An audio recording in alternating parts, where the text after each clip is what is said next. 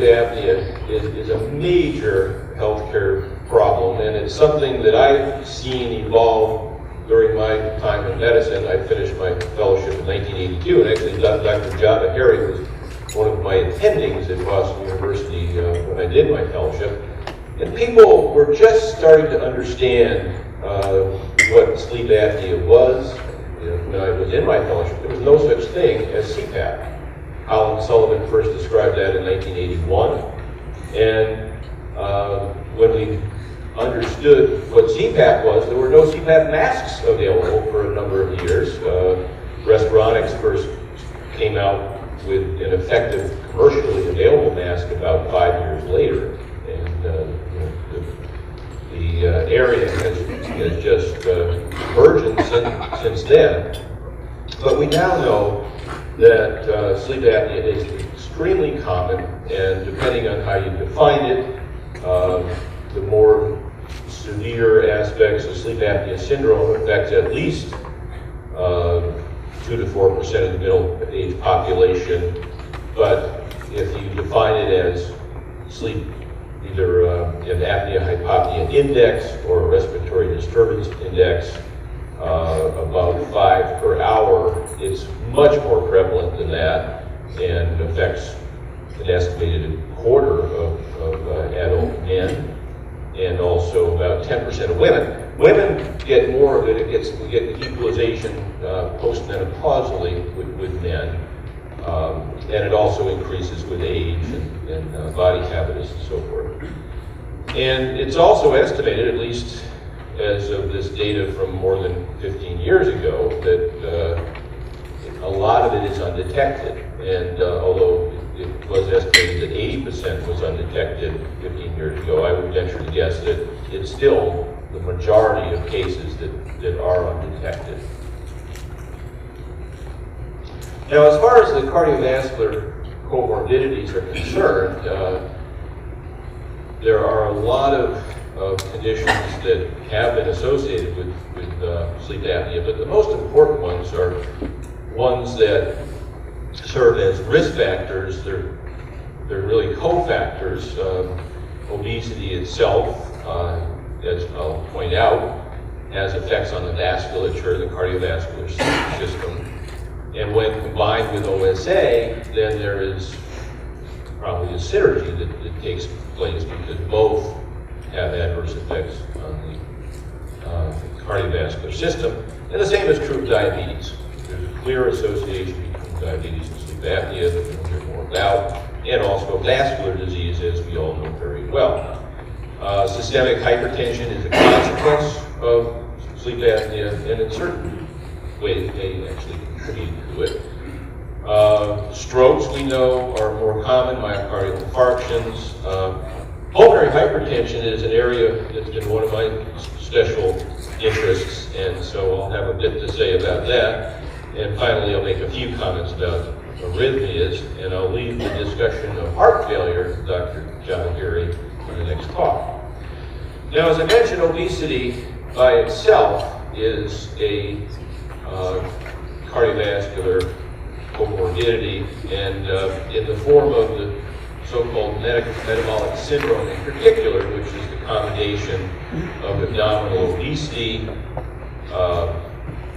with a systemic hypertension, insulin resistance associated with type 2 diabetes, the dyslipidemia, and usually in people who are inactive. And this is what defines the metabolic syndrome. Some people have referred to it as Syndrome X, and it's a very common comorbidity with sleep apnea.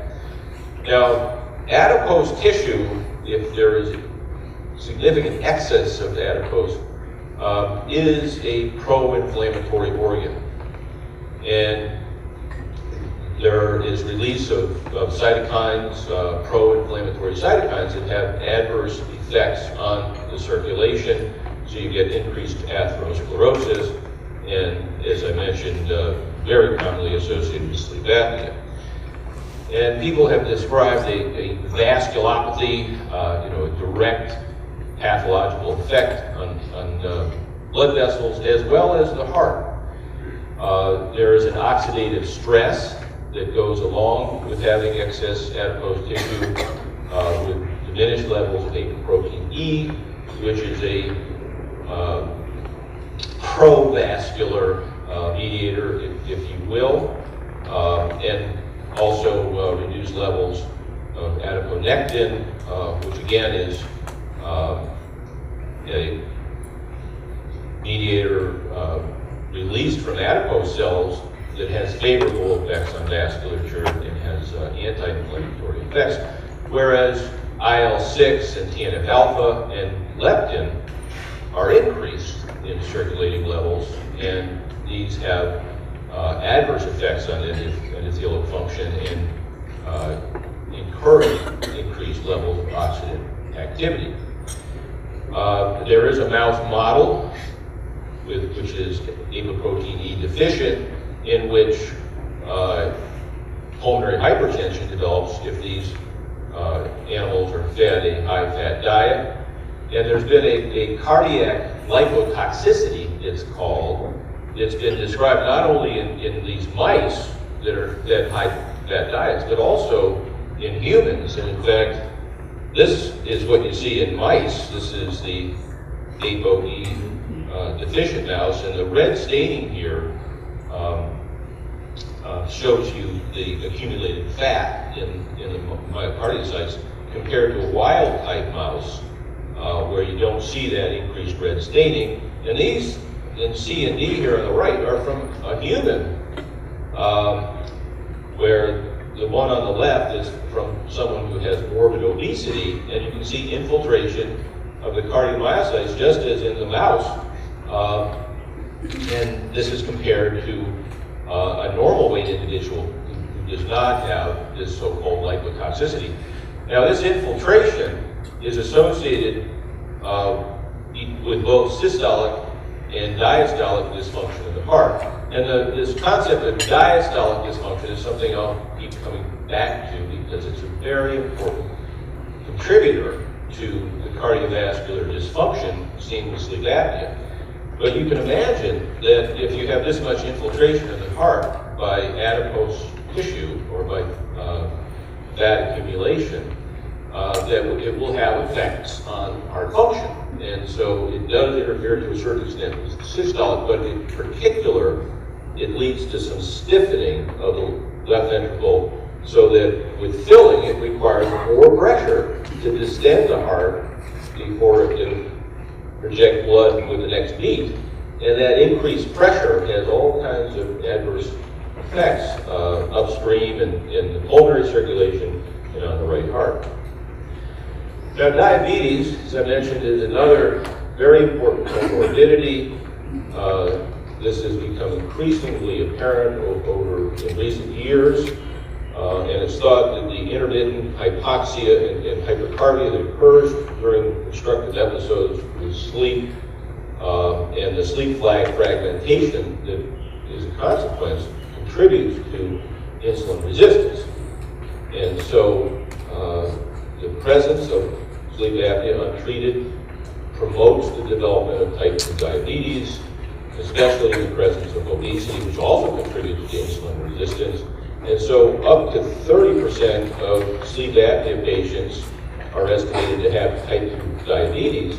And if you have type 2 diabetes, you have up to a 75% chance of having sleep apnea. So there are extremely strong relationship between these two entities. And if you have one, you got to think of the other one. And if you treat the obstructive sleep apnea, then you can improve insulin sensitivity and glycemic control. The autonomic dysfunction you get with diabetes can also contribute to the development of sleep apnea. So this idea that there are these repeated cycles of apnea and hypopnea that are contributing to hypoxia and hypercarbia occurring repeatedly overnight is thought to be an important contributor to vascular dysfunction. And so the idea is, as shown in this vicious cycle diagram here, is that when you start to fall asleep, the normal response to the onset of sleep is to have a reduction in the tone in upper airway muscles, they become a little floppier, and also you slow your breathing a bit, the respiratory center drive drops. And so these contribute to the development of obstructive apneas or hypopneas in predisposed individuals. And this occurs in lighter stages of sleep, but more importantly, even in deeper stages like stage 3, 4 in REM sleep, where often these airway narrowings and collapses are occurring more often. And of course, people with more significant sleep apnea have relatively little deep sleep, restorative sleep, and that contributes enormously to their daytime symptoms. Now, this also contributes to sympathetic stimulation. So with each drop in these blood gases during these apneas and hypopneas, there's release of catecholamines, which causes the blood vessels to constrict and the blood pressure will shoot up. And this happens repeatedly all night long. And you can imagine that over many, many days and years of this kind of effect, it has an adverse effect. It contributes to vessel remodeling. And so this sets the stage for systemic hypertension.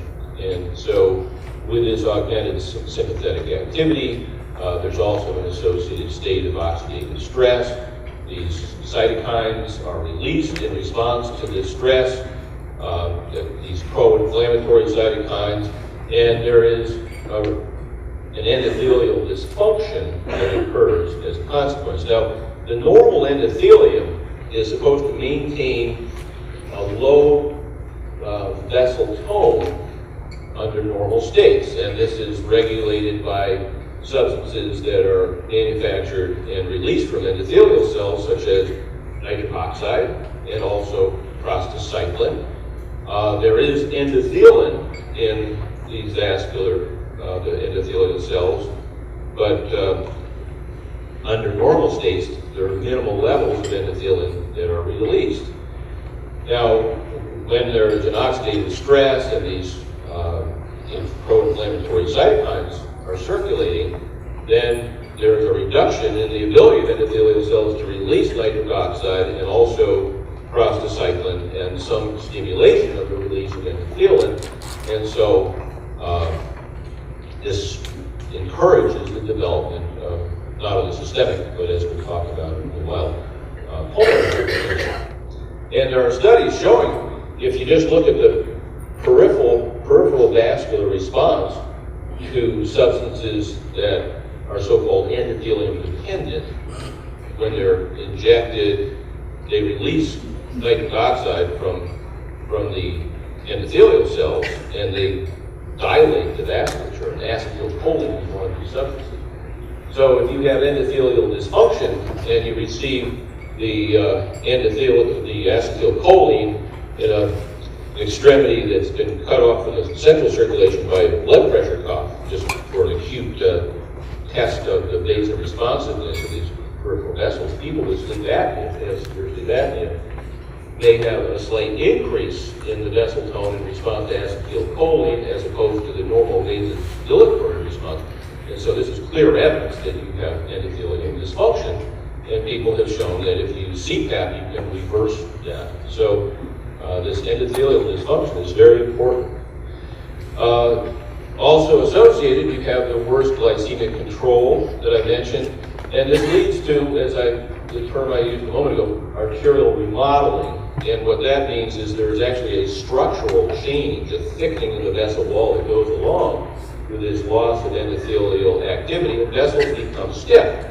And we know that there's a strong association between vessel stiffness and cardiovascular outcomes. In fact, one of the things that's widely being used now is to measure pulse wave velocity. That's one of the simple non-invasive tests that you can use, which just measures how rapidly harmonic waves go through the vascular system. The stiffer they are, the more rapid the waves go through, and this associates with greater cardiovascular morbidity associated with increased vessel stiffness.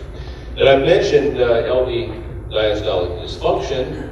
And these days, one popular term that you will hear associated with it, the cardiologists in particular like this term, is heart failure with a preserved ejection fraction. And so this is meant to describe a situation where the systolic function of the left heart is good. And when you do a cardiac echo, you see the ventricles contracting normally. But during diastole, it isn't filling properly. The velocity of blood entering the heart slows down.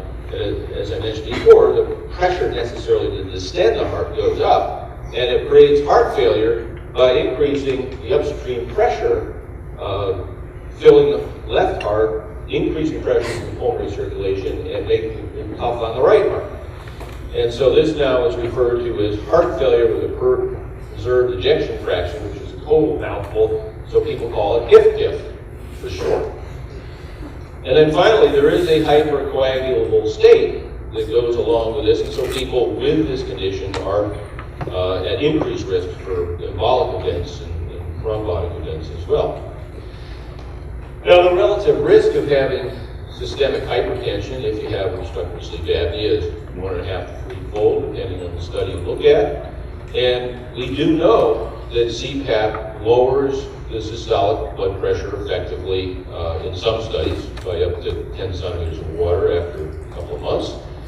And even in people with so-called refractory hypertension, ones who have been on multiple antihypertensive medications and still aren't lowering their blood pressures as much as desired, if you treat those patients with CPAP, a lot of them have sleep apnea, there is a significant further reduction in their blood pressure, and so the treatment with CPAP improves the efficacy of antihypertensive treatment. Now, just this past year, this study came out in the New England Journal. The New England Journal, I think, liked it because it was large numbers, and it went back and took a very careful look at the role of CPAP in treating systemic hypertension in more of a real-life situation. And so this is just a table taken from this study. But there were about 300 patients, and they were randomized to CPAP alone or nocturnal sleep oxygen or supplemental oxygen. So they were treated with CPAP or oxygen, and they also had a control without oxygen. And this is teaching people a healthy lifestyle and education. That's what the HLSC stands for. But the thing that was important about this study was it took people who had from moderate to moderately severe. They excluded really severe patients, which would be kind of low-hanging fruit. And they were looking at the more mild to moderate end of this. And they also did this all in the home. They did the sleep studies in the home. They did the blood pressure monitoring in the home using ambulatory blood pressure monitoring. And what they found was that there was a significant reduction in mean systemic blood pressure for 24 hours. So here's the mean here after 12 weeks of therapy. And it's not a huge amount. It's in the range of 2 to 3, but it's highly statistically significant compared to both oxygen alone and the healthy lifestyle education. Not much effect on systolic blood pressure, but again, a small but highly significant effect on diastolic blood pressure. You might look at this and say, what, 2 or 3 millimeters of mercury after all this effort? That's a joke. Well, it isn't a joke. In fact, the studies show that if you can lower blood pressure by as little as 2 millimeters of mercury, you actually have a significant effect on lowering cardiovascular morbidity and mortality by up to 10% in terms of strokes and things like that. And also, the effect is doubled if you can lower diastolic pressure. So the fact that they can significantly lower diastolic pressure is very important. And these studies, or these patients were selected from cardiology practices, so the patients were somewhat high risk for cardiovascular mortality. But what's important here also is that they had a control group for the oxygen alone. A lot of the earlier studies had compared CPAP to oxygen, but here they also had kind of the wild type group, and oxygen didn't make people any better compared to that group. So oxygen alone, even though it made oxygenation better, had no effect on improving the blood pressure, whereas CPAP did. And this suggests it's not just the hypoxia, but also the cessation of breathing itself that has adverse cardiovascular effects. So it's actually a very interesting and important study, but I think it hammers down the importance of using things that really treat the obstructive apneas if you want an effective outcome. Now, stroke is tied into all this with systemic hypertension, so it's no surprise that if you have OSA, you're at higher risk for stroke, and it's quite common. In fact, 70% of stroke patients in some series have turned out to have sleep apnea, and strokes occur commonly early in the morning at the time when sleep apnea is rearing its ugly head the most. Also, there is a dose response. The worse your AHI, RDI, the more likely you are to have a stroke. This risk goes up with age, that's no surprise. And obviously the risk is greater with those who have known underlying cardiovascular disease in association with their OSA. And also, sleep apnea gets worse after people have had strokes. This has been well known for a long time. It's not uncommon to see people after a big stroke snoring when they're sleeping, and whether treating that or not is important for better outcomes hasn't been entirely clear. It's not easy to treat in that setting, but clearly there is an enhancement in OSA after a stroke. And this shows that following is not the immediate stroke time, but subsequently, here we have follow-up to 70 months after a stroke. If these people do have their sleep apnea treated, here most of the lines on this Kaplan-Meier survival curve, fall more or less in the same range, but there's this one outlier. And that outlier is people who have an AHI greater than 20 after a stroke and are not treated with CPAP. If they are treated with CPAP, then they're up along with all these other curves. So it's really important to identify these people post-stroke, after they've settled down, and if they have significant sleep apnea, to treat them. And obviously there are a number of other things you can do that I list there to control their risk for further strokes and improve their survival. As far as coronary artery disease, this goes along with systemic hypertension and stroke. So again, it's no surprise that people who have myocardial infarctions follow the same pattern that I just showed you for stroke. The worse the OSA, the more apt you are to have a myocardial infarction. If you've had a myocardial infarction, then it's important to treat it. And this is another study looking at the outcomes following a myocardial infarction in terms of survival that parallels what I just showed you for stroke. And this is broken down for men and women. The men, if this is the untreated group, and these are the patients who have lower AHIs, but here is people with severe OSA greater than 30 per hour who are not treated with CPAP, and they have very bad outcomes. That didn't appear to be the case in women, although the numbers weren't so great for the women, and I think it's more the numbers weren't sufficient to show the same kind of pattern. I would be very surprised if a larger study didn't show that the pattern was similar. Yeah. Now, as I mentioned, I'm going to say a few things about pulmonary hypertension. This is an area of particular interest to me, but I want to give you a little bit of background in pulmonary hypertension before we go into some of the data. Now, pulmonary hypertension, by consensus, is now defined as a mean pulmonary artery pressure of 25 or greater, measured by a right heart catheterization. And there is a major distinction based on left ventricular filling pressure. If your left ventricular filling pressure is greater than 15, that is considered an elevated pressure and puts you into so-called group 2 pulmonary hypertension. And if your wedge pressure is 15 or less, that's considered within normal range, and you can have group 1 or one of the other groups of pulmonary hypertension. And I'll show you in a very brief schemata the classification system in the next slide. But I just want to hammer home this idea that it's the left-sided filling pressure that is a major distinguishing point between the pulmonary hypertension that's related to left ventricular diastolic dysfunction, or HIF-PIF, and the other forms of pulmonary hypertension. That will become very relevant. Now, to put this into schematic terms, what we're talking about here, we've got the left ventricle, the left atrium here, the pulmonary veins, the pulmonary capillaries, arteries, the right ventricle, right atrium. So the blood's flowing through left to right.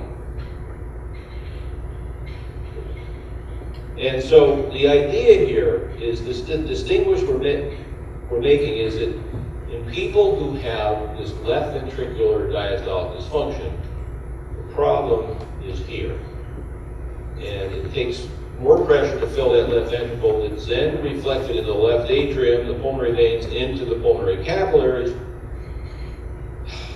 and right up to the right ventricle. It's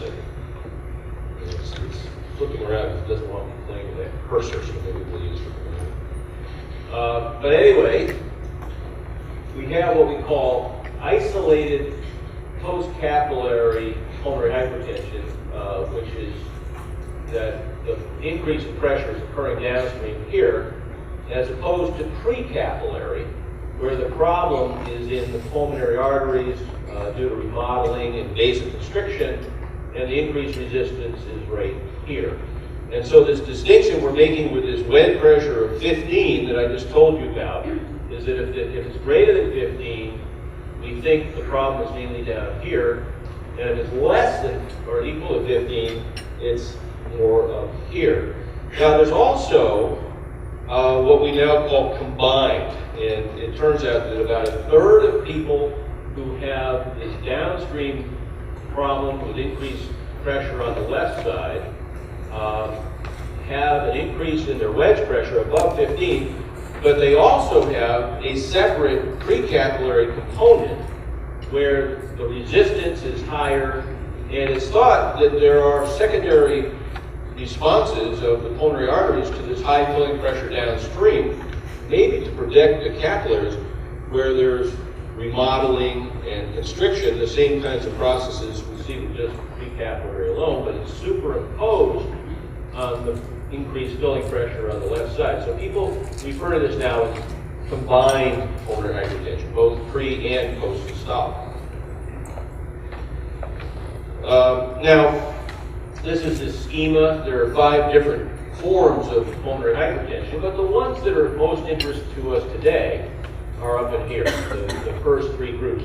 Now, group 1 is what used to be called primary pulmonary hypertension and a few other causes, and we now call what used to be called primary idiopathic, meaning we don't know what causes it.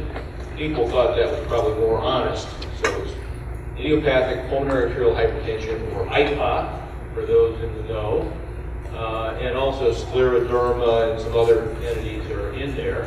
And then group 2 is when the left ventricular filling pressure is high. This is the HIF-PIF type. It can be systolic, diastolic, or valvular, but the problem is in the left ventricle.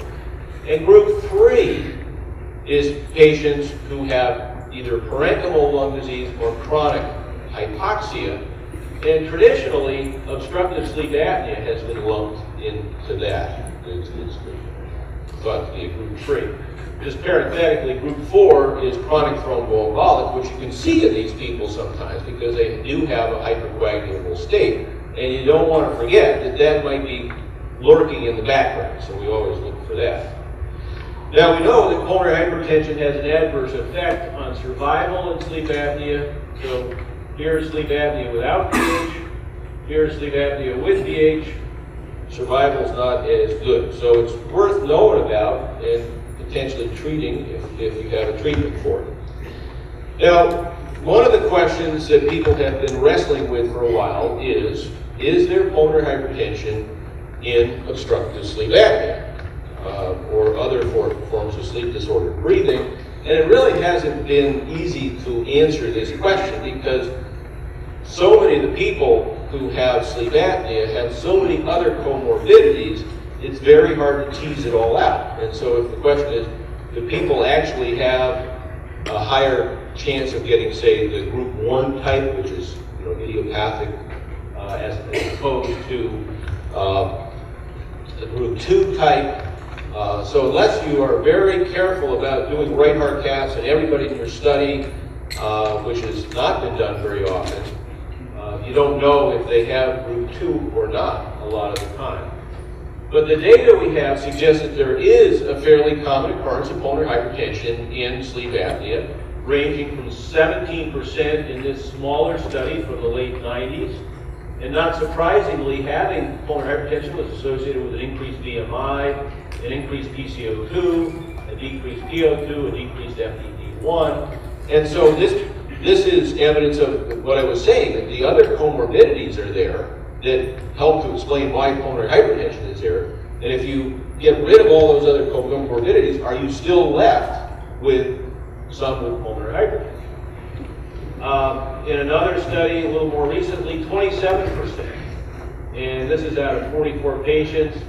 They excluded people with COPD because we know that people with COPD may have pulmonary hypertension as well, and that might contribute to the number. So this is a little bit purer. Their mean PA pressure was just over 25, so they tend to have pretty mild pulmonary hypertension. And again, increased BMI, increased PCO2. So maybe the obesity hypoventilator is what we're kind of picking out here. Then there's a more recent study. This was done at the Cleveland Clinic. And these were patients who were referred for right heart cath. So it isn't a surprise that they would be more apt to have pulmonary hypertension. And they got a 70% occurrence of people having obstructive sleep apnea or having PH in the presence of obstructive sleep apnea. And again, associated with a high BMI. And it turned out that if they excluded people who had a wedge pressure of greater than 15, then only 22% actually had sleep apnea. And so this suggests that the majority of the 70% actually had HIF-PIF. They had pulmonary hypertension associated with left ventricular dysfunction, although they still had a significant number even when they eliminated those patients who had some pulmonary hypertension. So pulmonary hypertension is common in obstructive sleep apnea, imparts a worse prognosis, and the LV diastolic component is also common and is probably responsible for a lot of those patients who have the pulmonary hypertension. Now, we flip the question around and ask, if you have pulmonary hypertension, how likely are you to have obstructive sleep apnea? The answer, again, varies from study to study, depending on what population and how they define pulmonary hypertension and so forth. But in an earlier study, out of 13 patients with severe pulmonary hypertension, 10 were considered to have sleep disordered breathing in that they had intermittent desaturations, but obstructive sleep apnea itself was rare, and only 1 or 2 of those patients actually had OSA. Another group of 20 patients with idiopathic, none had obstructive sleep apnea, but 6 had central sleep apnea or chain-stoked respirations associated with right heart failure. So we know that Cheyne-Stokes breathing is associated with heart failure, so I guess that's not a huge surprise. And here's another one, 38 patients. 3 of them had obstructive sleep apnea, and more had central sleep apnea or Cheyne-Stokes, especially in the presence of more severe disease associated with right heart failure. Now, we move on to some more recent studies.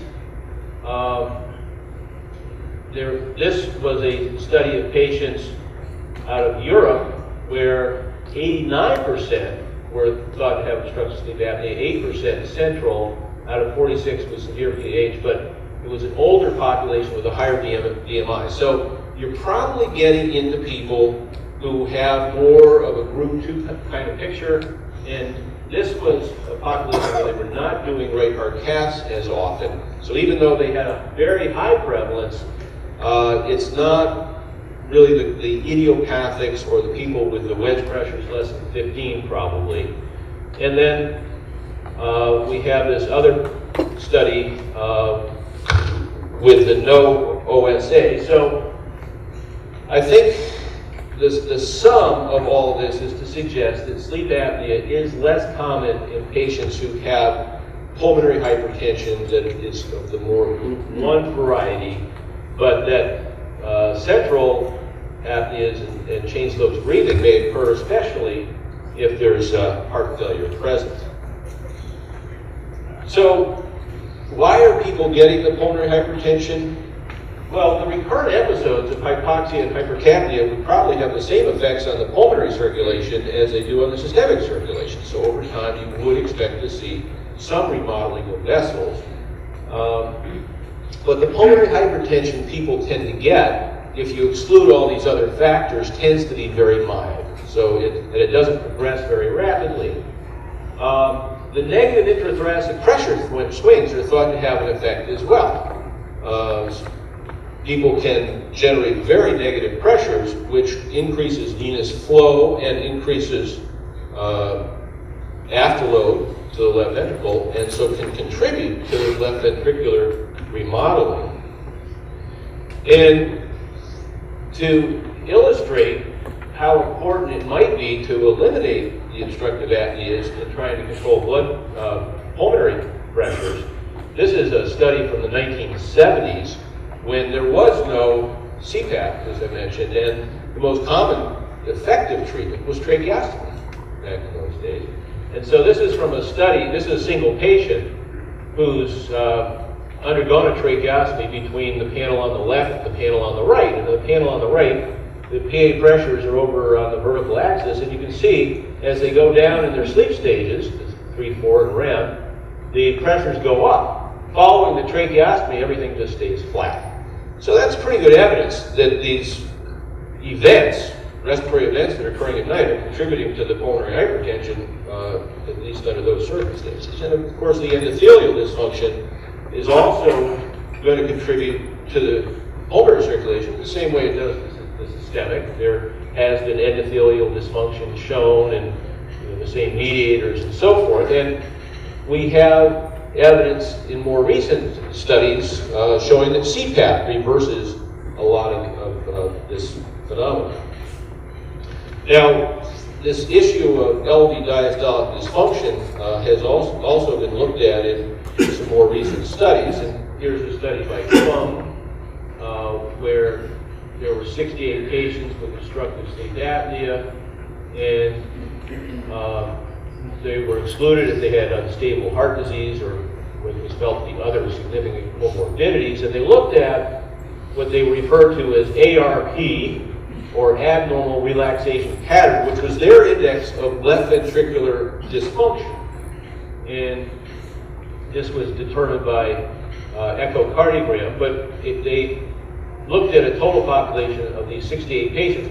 25 had this abnormal relaxation pattern, or evidence of diastolic dysfunction. So it was very common. They tended to be older. They more often had systemic hypertension, no surprise. The severity of the sleep apnea was about the same, and they tended to desaturate more. So in this diagram, to kind of pull it together as to what's going on here, you have precapillary factors over here, the hypoxic vasoconstriction, negative intrathoracic pressure swings, and effects on vessels leading to endothelial dysfunction remodeling. And then on the postcapillary side, you've got the increase in venous flow that shifts the RV septum over to the left and contributes to decreased left ventricular compliance. The negative intrathoracic swings increasing the afterload. And then you also have all these systemic effects on blood vessels, including the endothelial dysfunction we talked about, the heightened inflammatory state, the procoagulant state. And so all of these impinge so that you get often a combined effect of both postcapillary and precapillary factors that give rise to the pulmonary hypertension. Now, one interesting question is, if you have pulmonary hypertension, does that actually contribute to the development of obstructive sleep apnea? And there is one mechanism that it probably is true that it would explain it in some of these patients, and it's derived from what's been found in patients who have systemic hypertension and some left heart failure, fluid retention. But what's been found is that if you measure the neck circumference in these patients and leg circumference when they're upright during the daytime, and then at night when they're lying down sleeping, there's a redistribution of fluid from the leg to the neck. And the neck gets bigger, the legs get smaller. And the theory is that this reflects what's going on inside. So the upper airway structures are filling with a bit of fluid and become narrower. And this predisposes to sleep apnea. And the same thing almost certainly occurs in people with pulmonary hypertension with some fluid retention. Now, since we know these associations are strong, should we be routinely screening people who have obstructive sleep apnea for pulmonary hypertension? This is not something that's being done presently, and I don't think we have enough evidence to say everybody should be screened. But I think we have enough to say that people at risk probably should be screened. And so people who have disproportionate dyspnea on exertion, they don't have enough other problems to explain it, it may be that these people have some pulmonary hypertension. And it's particularly important to keep in mind that these people are also at somewhat higher risk for thrombotic events, and to make sure that you're not missing pulmonary embolic disease if they have an abnormal echo. Also, there are certain physical signs that get obscured. So especially in obese patients, it's difficult to hear the heart sounds effectively, so they have an increase in the pulmonic component of the second sound. You probably aren't going to hear it. If their RV is enlarged, it's very hard to detect that on the chest wall. And if they have evidence of right heart failure, a BNP, a brain natriuretic peptide, may be helpful in identifying these patients. If you see it, then you go after the possibility with maybe an echo and ultimately a right heart cath if you want to know for sure. But BNPs are very easy to determine, relatively cheap, just a simple blood test. People who have metabolic syndrome, that's pretty low-hanging fruit. You know, I've shown you data that suggests that, at least in some studies, a majority of these people have sleep apnea. Obesity, hypoventilation, well, more than 90% of those people have sleep apnea. I guess you could almost argue you don't need a sleep study, you could just assume they have it, but most of our third-party payers want to see the results of the sleep study. Overlap syndrome, that means sleep apnea with COPD. Again, a known high-risk setting for pulmonary hypertension. I might want to screen those. And then patients with bariatric surgery. If I was doing bariatric surgery, I would want to make sure that everybody I saw was screened not only for PH, but starting out for obstructive sleep apnea, but also PH, because it's partly for their welfare in the longer term, but also yours, because if you miss somebody who has severe OSA and post-operatively they get into serious trouble, there are a lot of lawyers who become very interested in that kind of thing. So I think it's important to look there. Now, if you have pulmonary hypertension, should you screen for OSA? And again, at-risk patients, I think most of the data suggests that people who have idiopathic pulmonary arterial hypertension do not have a significantly increased occurrence of obstructive sleep apnea, except under maybe certain circumstances. But clearly, if they have symptoms that suggest sleep apnea or physical signs, the high Mallampati score when you open their mouth, if you open it, it's like the Grand Canyon, that's Mallampati of 1. If they open it, you can barely see anything in there, that's a 4. And then in between, but it's quite useful, not only to anesthesiologists preoperatively, but also to pick up sleep apnea. The thick neck, retrognathia, the chin dropping back, and so forth. If you see those in pulmonary hypertension patients. Metabolic syndrome, again, these people often have OSA, but they also often have pulmonary hypertension, usually due to left ventricular diastolic dysfunction. The utility of these has not been established, but I think we have enough evidence to say it makes sense. Now, does therapy of pulmonary hypertension and obstructive sleep apnea help? Well, we have some data that suggests that CPAP lowers PA pressures. In 20 patients in a small study, there was a significant, at least statistically significant reduction in pressures, although these are actually within normal limits overall, but there were some patients who had higher pH at baseline and had the rate of drops, as you might think. Another small study where they compared CPAP to sham over a 3-month crossover trial. And again, they saw a statistically significant reduction in PA pressures. And this is the scattergram from that study. And this is before, this is after 3 months of CPAP. And you can see, especially with the ones who started out with the pressures in the higher range, say above 30, there's pretty consistent drop in PA pressures, and it was statistically significant. How about left ventricular diastolic dysfunction? Does treatment of sleep apnea with CPAP help there? And in this study on 29 patients, the OSA patients, not surprisingly, had very high AHIs. They had a lower left ventricular ejection fraction compared to the controls. But this is their measure of left ventricular diastolic function, the peak filling rate. And that's how rapidly the left ventricle gets filled. And you can see that after a period of CPAP for 6 months, there was a pretty consistent improvement in that. So yes, it looks like you can improve the diastolic dysfunction. This therapy of sleep apnea, it helped pH. And here, I think the answer is clearly yes, but it depends on the population. The data are lacking, not surprisingly, but the prognostic implication of central apnea here is not as clear as it is on the left side, but I think it's fair to say that because it's associated with right ventricular failure, it probably is associated with worse prognosis.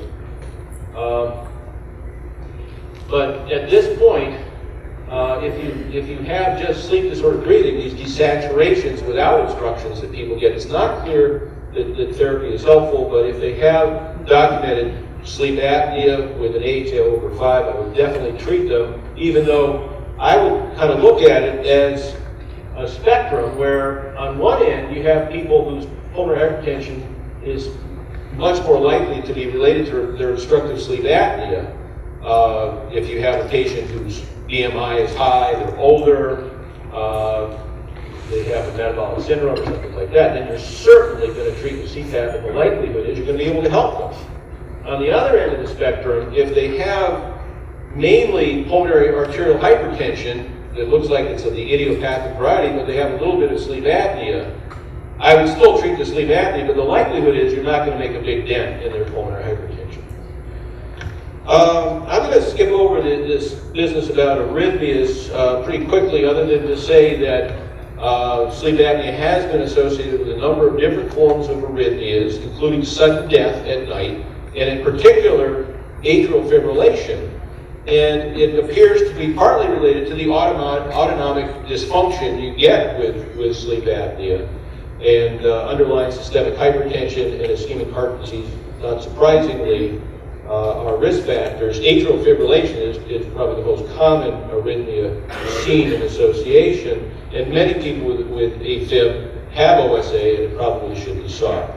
So to summarize, sleep apnea creates a state of oxidative stress with release of inflammatory mediators that lead to endothelial dysfunction, and this creates a vasculopathy and a cardiomyopathy that we've been talking about, often associated with these comorbidities that accelerate the process: obesity, diabetes, systemic hypertension, hyperlipidemia.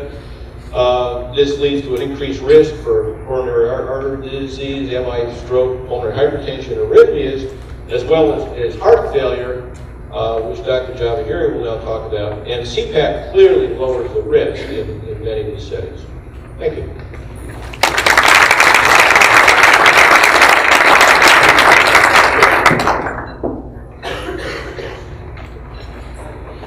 In the face of, obviously a substitute apnea rate 20, right?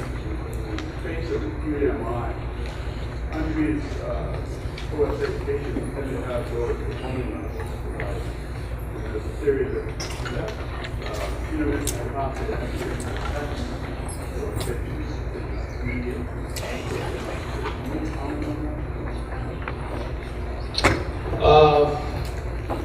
I'm not aware that is something that's been seen other than, in certain reports.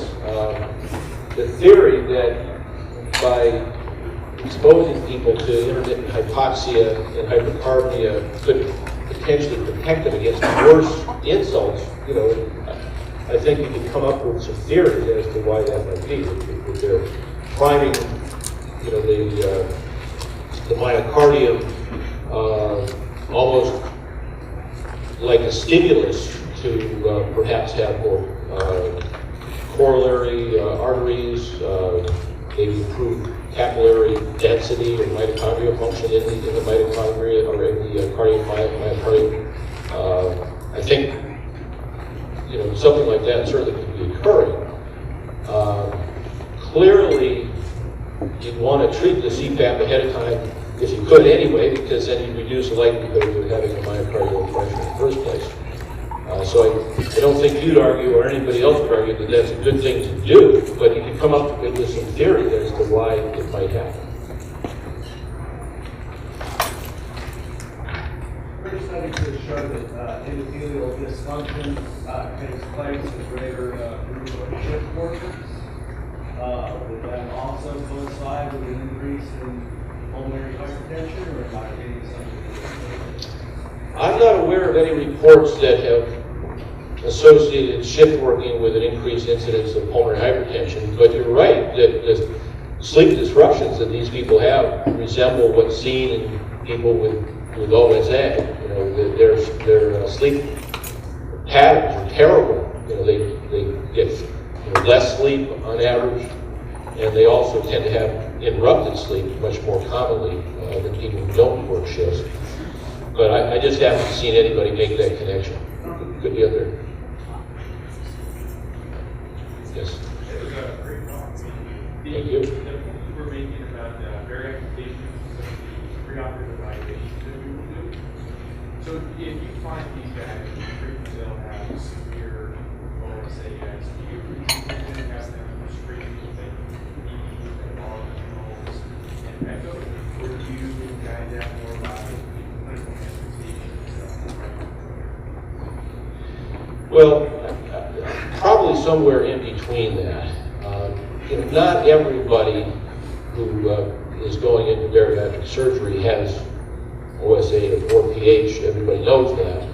And so what we really want to do is try to use our screening tools in a way that is cost effective and likely to pick up the ones who have a problem. So if you have someone who, despite their obesity, doesn't have any other predisposing factors for sleep apnea, and if you examine them, again, the exam can be very difficult because the adipose layer muffles heart sounds and makes it hard to feel the heart and so forth.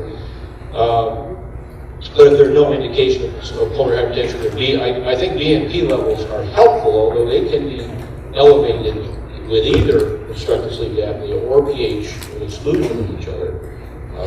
But if nothing shows up suggested, then maybe that patient doesn't need to be screened. But my threshold is very low. If somebody comes in and they don't have diagnosed sleep apnea, but they have any other indicators, they certainly need to be looked at carefully for OSA, and I usually do some kind of study before entering surgery. And as far as the pH is concerned, if they are found to have sleep apnea, then they're at higher risk for having pH, and I'd probably get an echo too under those circumstances.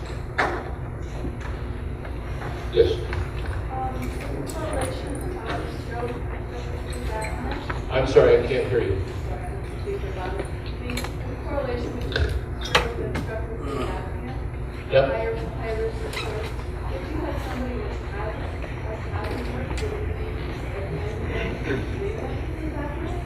I think it would be, yeah. Especially if they've had a significant stroke. A hemispheric stroke, the likelihood that they're going to have sleep apnea afterwards is very high. So I think the data I showed you here, where if you treated the people who had an AHI greater than 20, their survival was much improved over those with an AHI greater than 20 who weren't treated. I think there's a good rationale for looking for it. One more? So,